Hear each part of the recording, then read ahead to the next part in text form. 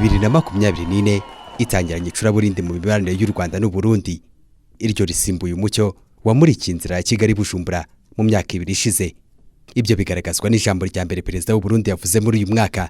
Iryo kandi rishimangira iryo yavuze ku itariki ya 29 kwa 12 2023 rivuga ko u Rwanda rucumbikiye rukanafasha ibikorwa by'umutwe w'abarwanyi ba Tabara uherutse kwiyemerera ko mu ijoro ryo ku ya 22 kwa 12 2023 bagabye igitero mu Gatumba. Bo bagaragaza ko bisha abasirikari 9 n'umupolisi umwe. Gusa guverinoma y'u Burundi yo iremeza ko umutwe wisha abantu 20 barimo abana 12, abagore 5 barimo 2 batwite ndetse n'abagabo 5 barimo umupolisi umwe. Ibyo byatumye ijambo rya mbere perezida w'u Burundi yavuze muri 2024 yemeza ko ibiganiro bamaze igihe bagirana n'u Rwanda bishobora kuburizwamo n'icyo gitero cya Tabara. Twari tumaze igihe tuganira n'ubuyobozi bw'igihugu cy'u Rwanda ngo turabe ko bo kwikubita agashi bagashikiriza ubutungane bw'u Burundi abo bicanyi, ariko twaraye tubonye neza ko ivyo twayaga kwari kudusuka inkore ku maso, ahubwo bagumye babaha uburyo bwose bukwiye ngo badusamaze hanyuma batwubire. Nta numwe atabizi ko hamande yo gutikiza inganda mu 2015 ufashijwe n'ico gihugu nyene, uwo mugwi waciye uhungira mu gihugu cy'u Rwanda uraharonkera inyigisho z'iterabwoba n'ubwicanyi. Ahacu ntaco tutari twakoze kugira ngo turabe ko ubwo ruhagarara hagati y'u Rwanda n'u Burundi rwohera, mbere n'amakungu nivyabona kuko yadukeje igihe twebwe nyene twafata ingingo yo kugurura urubibe hagati y'u Burundi n'u Rwanda ngo abene gihugu b'impande zose bashobore gusubira kugenderanira. Turibuka akanyamuneza abanyarwanda bagize basubiye kubona ikiyaga Tanganyika, basubiye kubona umukeke n'indagara.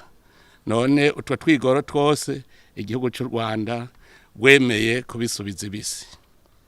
Ico twiyemeje nuko tugiye gufata ingingo zose zishoboka kugira abana b'u Burundi ntibasubire kugandagurwa bunyamaswa n'ivyo birara.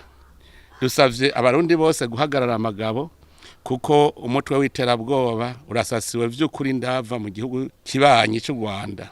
Ariko naho biruko ntiducike inkokora. Tugiye kandi gutaka makungu n'abantu b'umutima ukunda amahoro kugira barabe ko bogondoza ubwo butegetsi butagira ubuntu, kugira barekure abakuru babo bicanyi baze mu Burundi hanyuma intahe bakubite mu gahanga. Nibatagati naho bamenye ko bariko bakwega karambaraye kuko bariko barema ugwanko hagati y'abene gihugu b'ivyo bihugu ataruhara babishisemo. Iri jambo perezida w'u Burundi asubiyemo incuro 2 zikurikirana. U Rwanda rwo rwari rumaze iminsi 3 ruvuze ko ntaho ruhuriye n'abo barwanyi.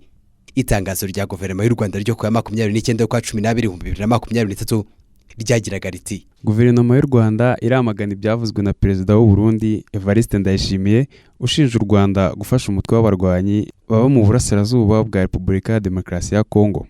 U Rwanda nta buryo na bumwe ruhuriyeho n'umutwe w'abarwanyi b'abarundi. Tuzirikane ko mu bushake bw'imikoranire guverinoma y'u Rwanda iherutse kohereza abarwanyi b'abarundi binjiye mu Rwanda mu buryo bunyuranyije n'amategeko. Guverinoma y'u Rwanda kandi isabye u Burundi gukoresha inzira ya diplomasi kugira ngo ibibazo byayo bikemuke mu bwumvikane. Ibyo kandi binafitanye isano n'ibikuye mu ijambo perezida Paul Kagame yavuze. Uyu mukuru w'igihugu yavuze ko u Rwanda rufite ubushobozi bwo kwihanganira abarunega n'abaruvuga nabi kuko ngo ibyo bavuga bidafite ishingiro. Ndagira ngo mbabwire ko dushobora kwihanganira kunengwa no kuvugwa nabi uko byaba bingana kose, nubwo akenshi biba bidafite ishingiro. Twe tuzakomeza gukora ibikenewe kugira ngo abanyarwanda bahore batekanye uko byagenda kose. Umubano w'u Rwanda n'u Burundi wahuye n'ibibazo bikomeye nyuma yo kugerageza no gushyira mu bikorwa umugambi wo guhirika ubutegetsi bwariho mu kwezi kwa 5 2015. Kuva icyo gihe bivugwa ko abayoboye icyo gikorwa bahungiye mu Rwanda, ariko mu kwezi kwa 10 2020 ibihugu byombi byatangiye ibiganiro bishyira iherezo kuri icyo kibazo. Ndetse mu kwezi kwa 9 2022 u Burundi bwafashe umwanzuro wo gufungura umupaka wo kubutaka uhuza ibihugu byombi wari umaze imyaka 7 ufunze. Icyakora leta ya Gitega yakomeje kuvuga ko bategereje ko u Rwanda rwohereza abantu bafata nk'abakurikiranweho ibyaha, ariko u Rwanda rwo rukabafata nk'impunzi zagiye gushaka amahoro mu baturanyi.